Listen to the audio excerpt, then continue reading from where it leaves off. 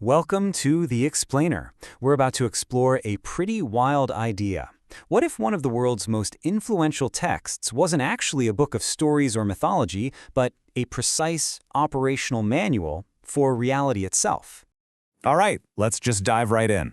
The core idea from our source material is that the Qur'an isn't a history book, it's a schematic. For optical physics, it's a blueprint that says spiritual energy, or light, actually behaves according to predictable physical laws. So here's how we're going to break this down. First, we'll look at revelation as physics. Then, we'll get into the master equation itself. We'll define all the components of the code, see how this plays out on a massive, civilizational scale, and then figure out the path to light, which brings us to the final part, how you are the equation. Okay, part 1, revelation as physics. Let's start with the central claim here, which is that spiritual revelation isn't random magic. It operates just like light, following precise laws. You see, the whole idea is that spiritual energy, called nur, isn't some mystical, unpredictable force. Nope, it's a system with rules, just like physics. If you align all the components correctly, you get illumination. But if you misalign them, well, the whole system shorts out and combusts. And for that illumination to even happen, it has to follow this exact sequence. It's kind of like an assembly line for light. It starts with the niche, a prepared consciousness. That consciousness holds the glass, which is a purified intellect. Then it's ignited by a divine connection, which creates a transmission that's constantly being verified, a signal of light upon light. So let's see how all these pieces fit together into what the source calls the master equation. This is the central formula that supposedly governs the entire system and predicts what's going to come out the other side. And this is where it gets really interesting. The system works like a formula in chemistry. You put in specific inputs and you consistently get one of 4 distinct outputs. Look at the top line. If you hold the book as an active witness and you combine that with righteous action, you get light. Simple. But, well, the other combos aren't so great. A dead tradition, the stone, plus an ignorant community, you get smoke. That same stone, plus a massive ego, you get fire. And that last one, it results in burnt clay, which is basically potential that's been hardened by arrogance until it's useless. Now, to really get a handle on this equation, we have to define our terms. So let's break down the key parts of the spiritual code, the inputs, the outputs, and the choices that basically drive the whole process. So, the first and most important input is the witness. Now, this is not just about passively reading a book. It's about holding it with strength, with active, embodied engagement. It's not about just accepting what you've been told. Think of it like flipping a switch, the 1912 switch. It has to be turned on. The second key input is the driver, and that's defined as righteous action. But the source is really specific here. This is not about conquest or power. It's about acting as a custodian of the earth in alignment with a universal field of mercy, what the text actually calls a mercy matrix.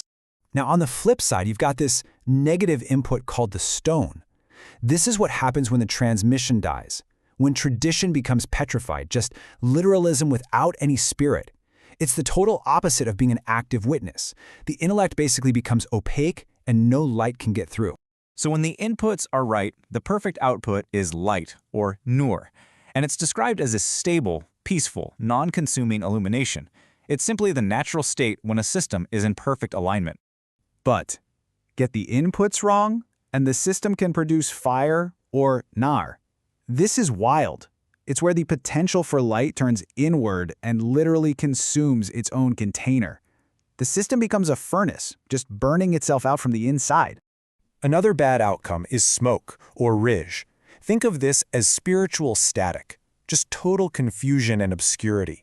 This signal gets lost in all the noise, and the community turns into a giant echo chamber of bad ideas. So this brings us to the operators, and this is where you come in. These are the human choices that decide the outcome. It's the critical human element in the whole equation. On one side, you've got submission and discernment, which lead to alignment. On the other, you have self-sovereignty and blind dogma, which lead to total collapse. These aren't just old stories, they're case studies of the equation in action. Your choice is the catalyst. All right, let's zoom out. Because this equation isn't just about individuals. According to this framework, it scales up to entire civilizations, and they can either collectively solve for light or completely fail the test and collapse. And the source lays out this predictable cycle of decay. It always starts with divine mercy, which allows for life and prosperity. But then, prosperity can lead to unchecked appetite, which creates a mass illusion. At that point, a final warning, a command, is sent. And if that's ignored, the final stage is simply erasure. It's a tragic pattern, but a predictable one. So if that's the path to decay, then what's the path to alignment? How does anyone or any society solve for light? Well, the source calls this the escape. The ultimate goal is to reach what's called the Ahmed state. And listen, this is really crucial. This is not about a person or a historical figure. It's a condition, a state of being. Think of it like pure spiritual resonance, like what you get with noise-canceling headphones, where all the static is gone and you're left with just a clear, pure signal. And here it is, the actual protocol for getting to that state. It's basically a user guide. It starts with activating the book like we talked about, then maintaining discernment, testing the idols of your own time, sacrificing your ego attachments, resisting the illusion of the majority, and humbly bearing the trust you've been given. And all of this brings us to the final, and honestly, the most critical point in this whole system. This is the moment where the physics becomes deeply, deeply personal. Because here's the kicker. This is not some abstract theory about the cosmos. It is a live, personal formula. The equation isn't something out there. You are the equation. What you hold, plus how you drive it, that equals what you emit into the world. And that brings us to the final takeaway. In this framework, fire isn't a punishment sent from above. It's a law of physics. It's just what happens when a misaligned system gets permission to consume itself.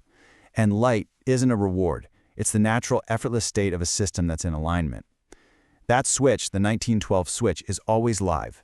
The choice is always yours. And so the question is always the same. What will you emit?